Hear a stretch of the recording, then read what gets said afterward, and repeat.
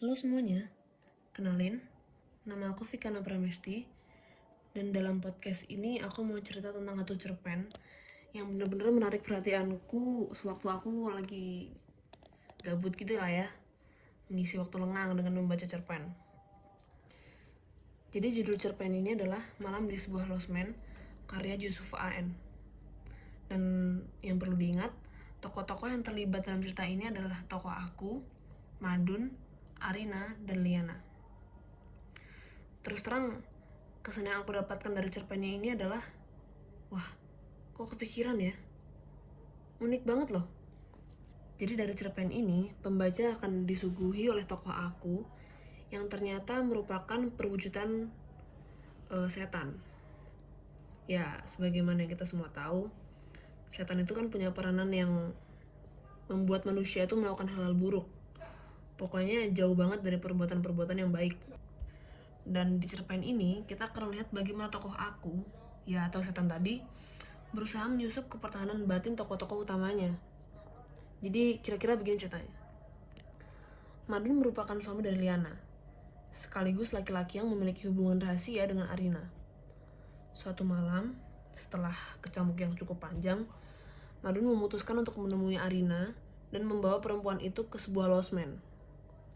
Nah, di sini nih, peran setan tuh mulai beraksi. Dia itu, ya tokoh aku atau si setan itu berniat untuk membuat Madun itu bermesraan dengan Arina. Akan tetapi rencana itu gagal total. Karena Madun akhirnya teringat kalau dia tuh masih memiliki kewajiban untuk menjemput Liana yang baru pulang kerja. Nah, tapi si setan ini nggak mau dong putus semangat ya kan. Dia mencari cara gimana caranya agar Liana ini dipulangkan terlebih dahulu, baru Madun itu balik ke losmen dan bermesraan dengan si Arina. Akan tetapi rencana itu gagal lagi. Madun dia malah membawa Liana ke losmen dan mempertemukan kedua perempuan itu. Arina yang ya dia udah menunggu cukup lama, akhirnya dia sadar setelah melihat Liana bahwa Madun itu udah beristri. Sedangkan Liana dia cuma dibuat bingung aja sama tingkah laku Madun. Dan dia singkat cerita akhirnya Madun mengaku kalau Arina adalah pacarnya. Ya dia mengaku di depan Liana ya. Dan dari situ juga Madun itu memohon-mohon di hadapan Liana agar dia tuh bisa memperistri Arina. Ya, kisahnya tuh sampai situ aja. Jadi memang endingnya dibuat terbuka seperti itu. Dan kemudian melalui cerpen ini akhirnya aku sadar kalau tiap karakter itu mempunyai kisah yang rumpang. Ada yang gak kelar gitu dari kisah ini, dari tiap-tiap tokohnya ya. Dan akhirnya aku mengaitkan penokohan dari 3 tokoh dalam cerpen Malam di Sebuah Losmen dengan pendekatan psikologi humanistik yang menjelaskan tentang teori hierarki kebutuhan manusia, yang mana teori ini dikemukakan oleh Abraham Maslow. Nah, kalau gitu, terus apa sih teori hierarki kebutuhan manusia itu? Jadi singkatnya, teori ini tuh berisi tentang tingkatan kebutuhan manusia, yaitu kebutuhan fisiologis, kebutuhan akan rasa aman, kebutuhan akan kasih sayang, kebutuhan akan penghargaan, dan kebutuhan akan aktualisasi diri. Nah, untuk masing-masingnya biar aku jelasin satu-satu ya. Kebutuhan fisiologis itu adalah kebutuhan yang paling mendasar. Contohnya seperti makan, minum, tidur, dan segala sesuatunya. Contoh dari kebutuhan fisiologis para tokoh dalam cerpen Malam di Sebuah Losmen adalah tepat di hari ulang tahunmu, kau sah menikah dengan Liana. Ciumanmu pada Liana membuatku semakin terkutuk. Senggamamu saban malam Jumat selalu menghauskanku. Nah, tadi itu adalah narasi dari tokoh aku, yang mana dia tuh kesal gitu karena melihat Liana dan Madun itu sudah sah sebagai suami istri untuk saling bercinta dan semacam itu.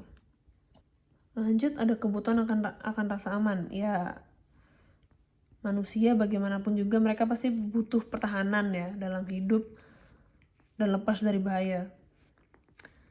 Contohnya adalah seperti ini. Lamarkanlah Liana untukku, Bapak. Ketika kau mengatakan itu kepada bapakmu, berkali-kali aku mengumpat. Kau masih kuliah, Madun, bisikku. Hanya saja bapakmu itu pandai bicara dengan peluru dalilnya. Dan anehnya, emakmu menjadi setuju. Sungguh tak bisa kulupakan ketika kedua orang tuamu datang melamar Liana untukmu. Nah, kebutuhan akan rasa aman yang diterima oleh Madun ini adalah ketika bapaknya itu berhasil merayu istrinya untuk membiarkan Madun menikah dengan Liana. Ya, kira-kira perasaan aman yang seperti itu. Berikutnya ada kebutuhan akan rasa kasih sayang. Kau telah berhasil menangkap tubuh Arina di pintu gerbang, lalu mencoba menenangkan tangisnya. Arina terlanjur jatuh hati kepadamu, hingga ia pun mau mendengar. Di depan Arina, kau mencium kening istrimu dengan segenap cinta yang mekar dari dasar jiwamu. Nah, di sini mulai timbul permasalahan, yang mana yang mendapatkan rasa akan kasih sayang ini hanya Madun dan istrinya Liana, sedangkan Arina tidak. Dia hanya memberi rasa kasih sayang namun tidak menerima, maka itu tidak dikategorikan sebagai pemenuhan akan teori hierarki kebutuhan manusia. Dan berikutnya ada kebutuhan akan rasa penghargaan.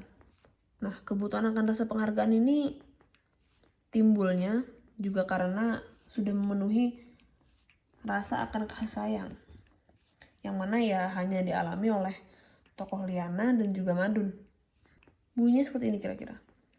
Di pelataran salah satu makam, kau berbisik lirih bersama semilir angin yang mengibas rambut Liana, hingga tampak kulit lehernya yang kuning langsat. Aku tak bisa membahasakan besar cintaku kepadamu hanya dengan kata-kata, Liana. Serentak aku menyusup dalam hati Liana untuk mempercayai bualanmu. Nah, di sini udah tidak ada masalah ya. Nah, yang terakhir ada kebutuhan akan aktualisasi diri. Yang mana sejauh aku membaca cerpen ini tuh, yang kutemukan hanyalah dari tokoh Madun. Oke, aku jelaskan dulu ya. Kebutuhan akan aktualisasi diri adalah tingkatan terakhir yang mana melibatkan hasrat untuk terus memenuhi potensi. Bentuknya seperti ini. Bulan purnama tiba-tiba hilang di telan awan. Dari halaman losmen, aku masih sempat mendengar kau memohon kepada istrimu untuk mengizinkan menikahi Arina. Nah, dari sini kita akhirnya tahu bahwa tokoh-tokoh dalam cerpen Malam di Sebuah Losmen itu mereka mengalami kerumpangan dari segi teori hierarki kebutuhan manusia ya.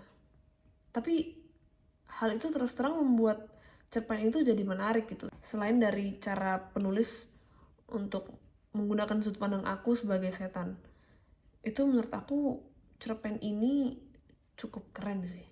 Kita jadi disuruh menebak apa sih yang sebenarnya terjadi sama Arina. Bakal ada nggak dia bakal menerima nggak tuh kebutuhan akan rasa kasih sayang yang dia cari-cari dari tokoh Madun. Jadi itu kira-kira podcast dari aku untuk kali ini. Sampai jumpa di lain waktu teman-teman.